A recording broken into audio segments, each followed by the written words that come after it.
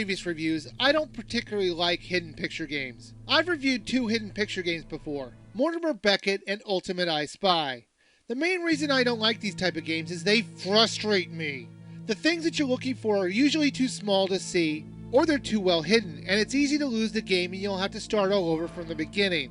At least with Mortimer Beckett, you can see the picture of the object that you're looking for. And in Ultimate I Spy, the world could be rotated so you can get a better angle to find the objects. You don't get either of these luxuries in this game though. In fact, if you think of Ultimate I Spy as a beginner's game, and Mortimer Beckett as a more of an intermediate game, then you'll look at this game as the 7th sign to the apocalypse. Cause this game is hard. Now don't get me wrong, I got pretty far in the game, but that was only due to luck and having to replay entire levels again. If you're one of those people who really enjoy these type of games, you might find some fun in this game, cause this game is gonna challenge you. There's an overarching storyline that plays out over the 15 chapters in this game. Now each of these chapters have 5 parts in them. That means there are over 75 levels in this game if you also count the tutorial. They reuse locations throughout these 75 levels, but it's okay as the objects that you're looking for change. The story is about Cate West, who assists the police by using her psychic powers to look at a crime scene and take the evidence from the scene to find the criminal. That's right, she takes the evidence from the scene, and later on you have to put it back exactly where you found it. So you might be asking, what police department lets a civilian just take evidence and then just let her put it back when she's done? Apparently this one, since they let her do it 15 times. The whole plot is ridiculously thin and really is only there to separate the sections in between when you're searching for objects. The game is played out like this. You find or put back a certain number of objects in the picture. You watch a cutscene, then rinse and repeat. The way you search for objects change, but the basic concept is always the same. It's helpful that you can zoom in on the picture anytime you want with a magnifying glass. You'll tend to stay in a magnified state a lot, while you systematically search every nook and cranny of the picture.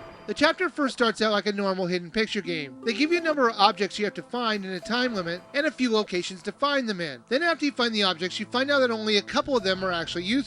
Once you figure out what those items are, with your psychic ability, why she couldn't use her psychic ability before she collected a bunch of other objects is beyond me. But once you do get those 2 objects, you'll have to piece them back together. That's right, you have to put them back together again. Now you might be asking, why if you just picked them up and they're actually in your possession, why do you need to reassemble them? I have no idea. Let's just assume that Cate is a klutz and keeps breaking the evidence. And that's just another reason I can't believe the police would let her anywhere near a crime scene. She keeps destroying the evidence. After you find some super glue to put on the evidence that you just broke, you put it back together, which by the way is the most boring part of this entire game. Finding the little pieces of evidence is not fun to do. It's frustrating since it's even more obscure to find than the normal objects. Then since apparently the police can't do anything without you, they ask you to take a look at 2 pictures of the criminal's hideout and find out the differences between the 2 photos. Why does it even matter? Who cares if they changed their hideout during the time the 2 photos were taken? What does that have to do with the crime? Now the only real change in the action is when you have to figure out who the culprit of the crime is. You have to put together all the clues that you've collected, and then you use that to narrow down your list in a guess who kind of way until you figure out who it is. Then here comes the most insane part of this whole game. All of that evidence that you've taken from the scene has to be put back. You have to put the evidence back so they can convict the criminal. What does that mean? You have to put everything back you took from the crime scene, exactly where you found it. Why even bother taking it if you have to put it back later? Now I'm no legal scholar, but I'm pretty sure that's really illegal. I think it's called planting evidence. As long as Cate doesn't mind doing that, why not just have her plant something really incriminating? Like a confession note. Yeah, Your Honor, I found this note here.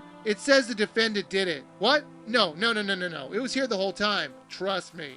Chapters normally last about an hour, depending on how quickly you can find the objects. It helps that they give you the option to give you a hint, and there's no set limit to them, only a time delay. However, each time that you use a hint, your score will go down. And you'll want a good score if you want a good ending. The hints are helpful, but as the name says, they're just hints, or more clearly vague pointing in the right direction. They circle an area where you should check, but there were often times where I still couldn't find what they were trying to show me. If you try to overclick the screen, they'll start penalizing you seconds off your countdown timer, so you'll have to be careful. They do give you a few clicks before they penalize you, so at least that's okay. As an added bonus, you can play the story mode with another player, or you can replay one of your favorite stages with just you or a friend. Cate and the Vanishing Files is one of the most frustrating hidden picture games I have ever played. The concept is good, but the boring execution is what I didn't like. However, with that said, the game is long and has 3 endings. So if you love a challenge and you're really good at these hidden picture games, this game will not disappoint you. If you like these type of games, I do think you should rent it first. And if you do end up enjoying it, at the reasonable price of just $30, it is worth a buy.